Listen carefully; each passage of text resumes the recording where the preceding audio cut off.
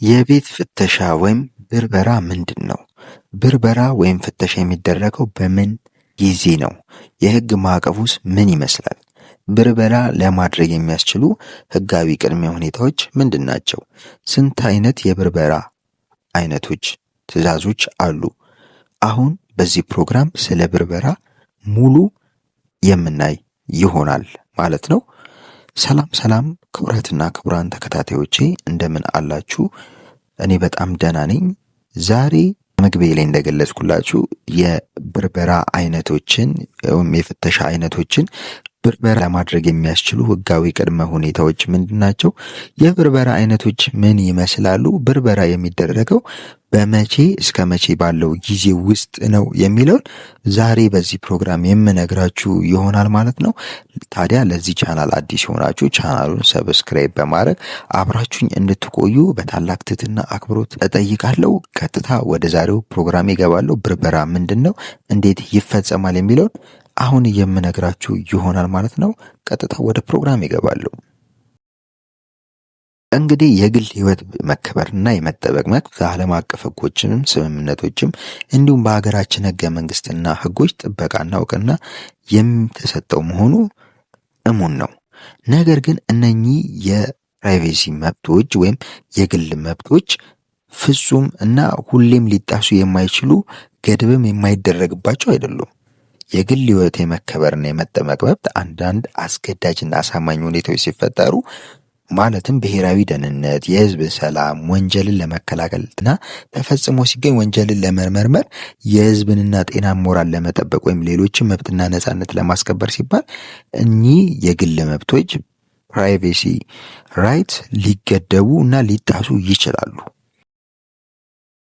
ከዚህም ውስጥ ወንጀልን ለመከላከልና ተፈጽሞ ሲገኝ ወንጀልን ለመመርመር ሲባል በግለሰብና በመኖሪያ ስፍራዎች ላይ የሚደረግ ብርበራ ወይም ፍተሻ የግል ህይወትን የመከበርና የመጠበቅ መብትን ከሚገድቡ ሁኔታዎች አንዱ ነው። ይህም በዓለም አቀፍ ህጎችና በሀገራችን ህግ በህገ መንግስቱና በሌሎች የሀገራችን ህጎች ላይ ተደንግጎ ይገኛል። ከዚህም ውስጥ የወንጀለኛ መቅጫ ስነ ስርዓት ህጉ የሽብር ወንጀል ለመከላከልና ለመቆጣጠር የወጣው አዋጅ ቁጥር 1176/2016 እና ሌሎች ህጎች ላይ ብርበራን በሚደረግባቸውን ሁኔታ በዝርዝር ይደነግጋሉ፣ ያስቀምጣሉ ማለት ነው። የሰው ልጅ የግል ህይወት ሰውነቱ፣ መኖሪያ ቤቱ፣ ቤተሰቡ፣ ክብሩ የሚያደርጋቸው ግንኙነቶች ሊከበሩና ሊጣሱ እንደማይገባ እንዲሁም ማንኛውም የመንግስት አካል እነዚህ መሰረታዊ መብቶች መጣስ እንደሌለበት እንዳይጣሱም ጥበቃ ማድረግ እንዳለበት በዓለም አቀፉ የፖለቲካና ሲቪል መብቶች ኮንቬንሽን አንቀጽ 17 ላይ በግልጽ ተደንግጎ ይገኛል። ነገር ግን እነዚህ መብቶች ፍጹም የማይነኩ እና ገደብ የማይደረግባቸው አይደሉም። አስፈላጊ ሲሆን ለህዝብ ደህንነት፣ ለሀገር ደህንነት፣ ለብሔራዊ ጥቅም ሲባል ይጣሳሉ። 1987 በወጣው የኢፌዴሪ ህገ መንግስት በአንቀጽ 26 ስር የግል ህይወት ከመከበርና የመጠበቅ መብት ጉዳይ ማንኛውም ሰው የግል ህይወቱን ግላዊነቱ የመከበር መብት እንዳለው፣ ይህም መብት መኖሪያ ቤቱ፣ ሰውነቱ፣ ንብረቱን ከመመርመር እንዲሁም በግል ይዞታው ያለፈ ንብረት ከመያዝ የመጠበቅ መብት እንዳለው በግልጽ ይደነግጋል።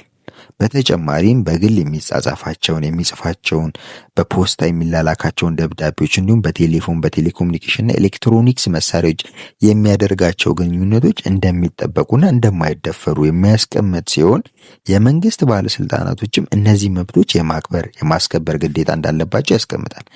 ነገር ግን በህገ መንግስቱ አንቀጽ 26 ንዑስ አንቀጽ 3 መሰረት ወንጀልን ለመከላከል ተፈጽሞ ሲገኝ ደግሞ ወንጀልን ለመመርመር ሲባል የግል ህይወትን የመከበር የመጠበቅ መብት ሊጣስና ብርበራ ሊካሄድ እንደሚችል የሚያስቀምጥ ነው። ለዚህም 3 ሁኔታዎች ሲሟሉ ብርበራ ይፈጸማል። እነኚህ ሊሟሉ የሚገቡት ጉዳዮች አንደኛ የግል ህይወት የመከበር የመጠበቅ መብት ለመገደብ የሚፈቅድ ግልጽ የሆነ የህግ ድንጋጌ ሲኖር ነው።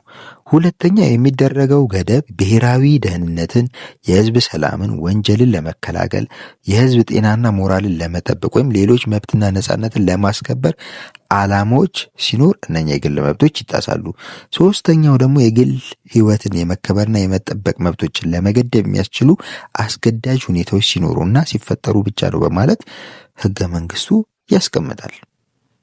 ለመሆኑ ብርበራ፣ ፍተሻ በሀገራችን ህግ እንዴት ይታያል የሚለውን እኔ ብርበራ የሚደረገው በዘፈቀደ ሳይሆን በቅድሚያ ወንጀል ከተሰራ ወይም ወንጀል ተሰርቷል ብሎ ፖሊስ በጠረጠረው ጉዳይ ግዙፍነት ያላቸውን ማስረጃዎች ፍለጋ ነው ብርበራ የሚካሄደው። ይህም ብርበራ በሰው፣ በተሽከርካሪ፣ በቤት ወይም ግቢ ውስጥ ሊሆን ይችላል። አንድ ግለሰብ ወይም ቡድን ላይ ብርበራ የሚካሄደው ግለሰቡ በወንጀል ተከሶ ወይም ወንጀል ሰርቷል ተብሎ በተጠረጠረበት ጊዜ ወይም ወንጀል ሊሰራ ማቀዱ በተደረሰበት ጊዜ እንደሆነ በወንጀለኛ መቅጫ ስነ ስርዓት ሕጉ ላይ በግልጽ ተደንግጎ የምናገኘው ጉዳይ ነው። በወንጀለኛ መቅጫ ስነ ስርዓት ሕግ አንቀጽ 32 መሰረት ማንኛውም መርማሪ ፖሊስ ወይም የፖሊስ ባልደረባ የሰውን ቤት መበርበር ወይም ዕቃ መያዝ የሚችለው አንድ ሰው በተከሰሰበት ወንጀል ወይም ወንጀል ሰርቷል ተብሎ በተጠረጠረበት ነገር ማስረጃ የሚሆን በሰውነቱ፣ በመኖሪያ ቤቱ ወይም በሱ ይዞታ ስር ባለ ደብቋል በሚያሰኝ በቂ ምክንያት ሲኖር ብቻ ነው። ይህም ብርበራ ማድረግ የሚችለው በፍርድ ቤት ትዕዛዝ ብቻ ሲሆን በሕጉ ላይ የተቀመጠው ያለ ፍርድ ቤት ትዕዛዝ ብርበራ የሚደረግባቸው ሁኔታዎች ሲያጋጥም ያለ ፍርድ ቤት ትዕዛዝ ብርበራውን ማድረግ እንደሚችል ያስቀምጣል ማለት ነው። እቺ ያለ ፍርድ ቤት ትዕዛዝ ብርበራ ማድረግ ይቻላል የምትለው አንድ ድንጋጌ በመያዝ ብዙ ሰዎች አቢዩዝ ሊያደርጓት ይሞክራሉ። ይሄ በተግባር የሚታይ ሁኔታ ነው። የሽብር ወንጀልን ለመከላከልና ለመቆጣጠር የወጣው አዋጅ ቁጥር 1176/2012 አንቀጽ 42 ላይ ስለሚደረግ ልዩ የምርመራ ዘዴ ስለመጠቀምና ያስቀመጠ ሲሆን በሀገርና በሕዝብ ላይ ከፍተኛ ጉዳት ሊደርስ ይችላል የሚል የሽብር ወንጀል ስጋት ሲኖር ፖሊስ በመደበኛ የወንጀል ስነ ስርዓት ሕግ መሰረት ማስረጃ ማሰባሰብ ሳይቻለው ሲቀር ልዩ የምርመራ ዘዴዎችን በመጠቀም ማስረጃ ለመሰብሰብ እንደሚችል በግልጽ ያስቀምጣል። ከነዚህም የምርመራ ዘዴዎች ውስጥ በተጠርጣሪው በፖስታ፣ በደብዳቤ፣ በቴሌፎን፣ በፋክስ፣ በሬዲዮ፣ በኢንተርኔትና ሌሎች የኤሌክትሮኒክስ መሳሪያዎች የሚያደርጋቸውን ልውውጦች ወይም ግንኙነቶች በመመርመር ወይም በመለጠፍ ሲሆን ፖሊስ ልዩ የማስረጃ መሰብሰቢያ ዘዴዎችን ተግባራዊ ማድረግ የሚችለው ፍርድ ቤት የምርመራውን አስፈላጊነት አምኖ ሲፈቅድ ብቻ ነው። ነገር ግን ፖሊስ አስቸኳይ ሁኔታ ካጋጠመው በአካባቢው ያለውንና የሚመለከተውን የአቃቤ ሕግ ተቋም ኃላፊ በማስፈቀድ ያለ ፍርድ ቤት ትዕዛዝ በልዩ የምርመራ ዘዴ ማስረጃ ሊሰበስብ እንደሚችል በግልጽ ያስቀምጣል።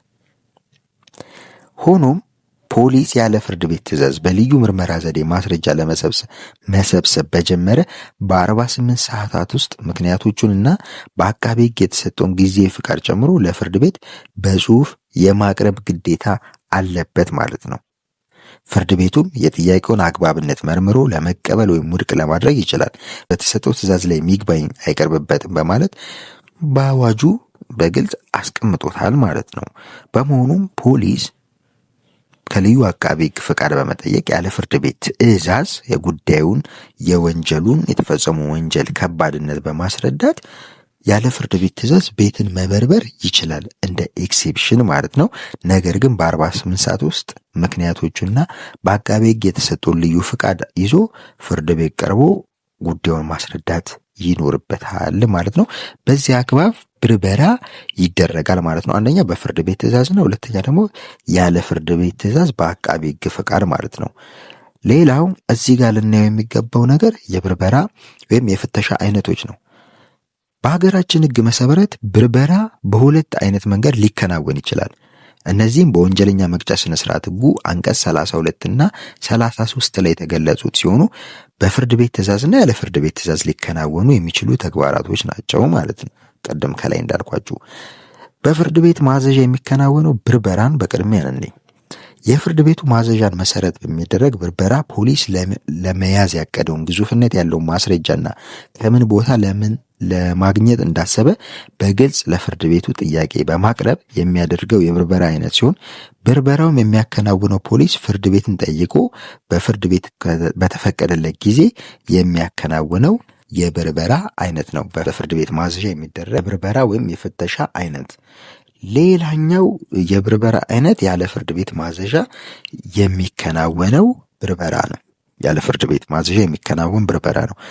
ይህ ብርበራ ወይም ፍተሻ አይነት አንዳንድ አስገዳጅ ሁኔታዎች ሲገጥሙ ፖሊስ ያለ ፍርድ ቤቱ ማዘዣ ብርበራ የሚያደርግበት ሁኔታ ሲሆን በወንጀለኛ መቅጫ ስነ ስርዓት ህጉ አንቀጽ 32 ንዑስ አንቀጽ 2 ሀና ለን መሰረት በማድረግ የሚደረግ የብርበራ ሲሆን ይኸውም ፖሊስ ወንጀለኛውን እጅ ከፍንጅ ተከታትሎ ቤት ውስጥ ሲገባ ሲያየው፣ ሁለተኛው ደግሞ ወንጀሉን የሰራበት ነገር ቤት ውስጥ ያስቀመጠ ሲሆን ወይም ከ3 ዓመት በላይ የሚያስቀጣ ክስ ወይም አቤቱታ ቀርቦበት ለተፈጸመ ወንጀል ለማስረጃ የሚሆኑ ወንጀሎች የተፈጸመበትን ነገር በአንድ ቦታ የተደበቀ ወይም የተቀመጠ መሆኑ ለመርማሪ ፖሊስ ወይም ለፖሊስ ባልደረባ በተነገረው መሰረት ተገቢው ጥርጣሬ የሚያሳድር ሲሆንና የብርበራውን ማዘዣ እስኪቀበል ድረስ ወንጀል የተሰራበት ወይም ተሰራበት የተባለው ነገር ካለበት ቦታ ይሰወራል ወይም ይወሰዳል ተብሎ በበቂ ምክንያት የታመነ ሲሆን ያለ ፍርድ ቤት ማዘዣ ቤት ይበረበራል ወይም ይፈተሻል ማለት ነው። በእነኚህ 2 አይነት የብርበራ አይነቶች በሀገራችን የወንጀለኛ መቅጫ ስነ ስርዓት ህግ ላይ በግልጽ የተደነገጉ የብርበራ አይነቶች ናቸው። አንደኛው በፍርድ ቤት ትዕዛዝ የሚደረግ ብርበራ፣ ሁለተኛው ደግሞ ያለ ፍርድ ቤት ትዕዛዝ የሚደረግ ብርበራ ነው። ሌላኛው ሊታይ የሚገባው ነገር በብርበራ ወቅት ሊደረግ የሚገባው ጥንቃቄ ነው። ከተፈቀደለት ሰውና ቦታ ውጪ ተበርብሮ የተገኘ መረጃ ከመርዛማ ዛፍ ላይ የተገኘ ጣፋጭ ፍሬ ይሉታል። ይኸውም የተገኘው ማስረጃ ከድርጊቱ ጋር ግንኙነት ያለው ሆኖ ከህግ ውጪ የተገኘ ማስረጃ ህጋዊ ስለማይሆን በፍርድ ቤቱ ውድቅ ይሆናል። የፍርድ ቤቱ ማዘዣ ጥያቄ ፖሊስ ለመያዝ ያቀደው ግዙፍነት ያለው ማስረጃና ከምን ቦታ ለማግኘት እንዳሰበ በግልጽ ለፍርድ ቤት ጥያቄ በሚያቀርብበት ጊዜ በመጠየቂያው ላይ መግለጽ ያለበት። ይህ ማለት ፖሊስ በርብሮ ለማግኘት የፈለገው ህገወጥ መሳሪያ ከመኝታ ቤት ከሆነ በብርበራ ወቅት አደንዛዥ ዕፅ ቢያገኝም ወይም ብርበራ ማዘዣ ላይ ያልተፈቀደለትን ቦታ ቢያደርግና ከዚህም ካልተፈቀደ ቦታ ለወንጀሉ የሚፈለገው ማስረጃ ቢያገኝ ህጋዊ ማስረጃ አይሆንም ማለት ነው። በተጨማሪም በትዕዛዝ ውስጥ ከተገለጸው ማስረጃ ከመሰብሰብ ውጪ ሌላ የተለያየ ማስረጃ ፈልጎ ቢያገኝና ማስረጃውን ለፍርድ ቤት ቢያቀርብ ፍርድ ቤቱ ውድቅ ያደርገዋል። በመሆኑም ብርበራ በሚደረግበት ወቅት ማንም ሰው በተከሰሰበት ወንጀል ወይም ወንጀል ሰርቷል ተብሎ በተጠረጠረበት ነገር ማስረጃ የሚሆን ሰው በሰውነቱ ደብቋል የሚያሰኝ በቂ ምክንያት መኖሩ መረጋገጥ መቻል ይኖርበታል ማለት ነው። ሌላው ብርበራ የሚደረገው ከተያዘው ሰው ጋር የተመሳሰለ ጾታ ባለው ሰው ብቻ መሆን መቻል አለበት ማለት ነው። የወንድ ቤት ሲበረበር ወንድ ፖሊሶች ነው መፈተሽ የሚኖርባቸው ማለት ነው። የሴት ቤት የሚበረበር ከሆነ ሴት ፖሊሶች ናቸው መበርበር የሚኖርባቸው ማለት ነው። ይህም በወንጀለኛ መቅጫ ስነ ስርዓት ህጉ በግልጽ የተቀመጠ ጉዳይ ነው። ፍርድ ቤቱ ለፍትህ ዓላማ ወይም ለማንኛውም ምርመራ ለክሱ መሰማት ወይም በህጉ መሰረት ለሌላው ክስ ስነ ስርዓት የማዘዣ መስጠት የሚጠቀም መሆኑን ካልተረዳው በቀር የብርበራ ማዘዣ መስጠት አይቻልም ማለት ነው። ማንኛውም የብርበራ ማዘዣ የሚበረበረውና የሚያዘው ዕቃ ማመልከት መቻል አለበት። በመያዘዣው ውስጥ ከተመለከተው በቀር መርማሪ ፖሊስ ወይም የፖሊስ ባልደረባ ሌላውን ዕቃ መያዝ አይችልም ማለት ነው። መርማሪ ፖሊስ ወይም የፖሊስ ባልደረባ ዕቃውን በሚይዝበት ጊዜ የተያዘው ዕቃ ዝርዝር መጻፍ መቻል አለበት ማለት ነው። ቢችል በጉዳዩ ላይ ነፃ የሆነ ሰው ዕቃው ዝርዝር ሊስት ትክክል መሆኑ እንዲያረጋግጥና እንዲፈርምበት ይደረጋል ወይም ያስፈልጋል ማለት ነው። ሌላኛው ለክሱ መሰማት አስፈላጊ የሆነው የተያዘው ዕቃ መረጃ ኤግዚቢት ሆኖ ለፍርድ ቤቱ ሲሰጥ ድረስ ጠንቃቃ ቦታ መቀመጥ ወይም በጥንቃቄ የተሞላ ቦታ መቀመጥ አለበት ማለት ነው። ይህም የሚያስፈልገው ማንኛውም ዕቃ ግን ደረሰኝ በመቀበል ለተወሰደበት ሰው ተመላሽ እንዲሁም በማሰብ ነው ማለት ነው።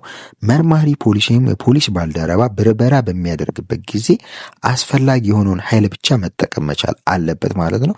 ብርበራ ሲያደርግ ሰውየው ሳይረብሽ መምታት ወይም ደግሞ የኃይል እርምጃ መውሰድ አይቻልም።